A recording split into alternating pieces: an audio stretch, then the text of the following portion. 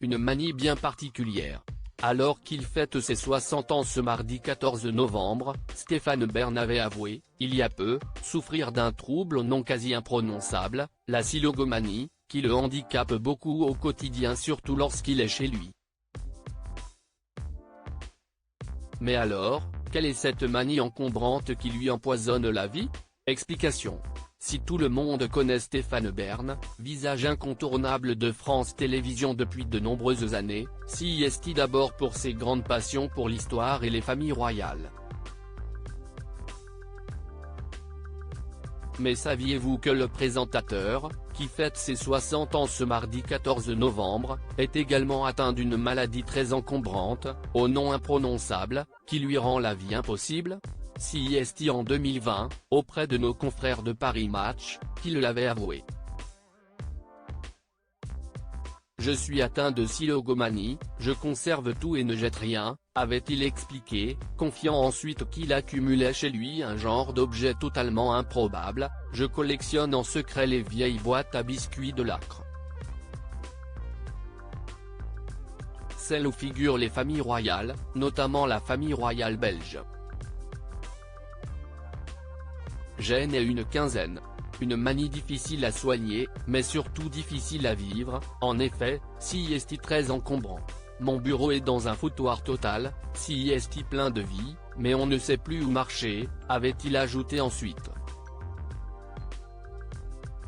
On imagine que Yori, son compagnon, avec qui il vit dans un superbe domaine en plein cœur de la campagne, doit être moins fan de toutes ces boîtes de gâteaux qu'il doit supporter. La silogomanie peut devenir invivable surtout que la silogomanie est un réel trouble, loin d'être simplement une lubie de personnes qui aiment faire des collections, si est une véritable pathologie qui peut empoisonner la vie de ceux qui en sont atteints. Les personnes atteintes de silogomanie ont toujours une telle difficulté à jeter ou à se séparer de leurs biens que les objets s'accumulent et encombrent les espaces de vie au point de les rendre invivables. Contrairement aux collectionneurs, le silogomane accumule les choses d'une manière désorganisée et il a des difficultés à se séparer d'objets de peu de valeur, explique notamment le manuel diagnostique et statistique des troubles mentaux. Le psychiatre Jérôme Palazzolo, dans Mieux vivre santé, avait quant à lui comparé ce trouble à un autre, encore plus grave, le syndrome de Diogène.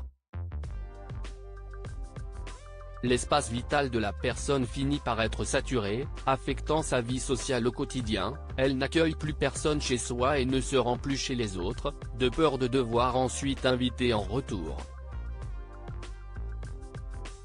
Si est un facteur d'isolement majeur, avait-il expliqué. La silogomanie peut même aller jusqu'au syndrome de Diogène, si est à dire que la personne ne jette même plus ses détritus, néglige son hygiène et finit par vivre dans des conditions insalubres, conclut-il. On espère que Stéphane Bern n'ira pas jusque-là.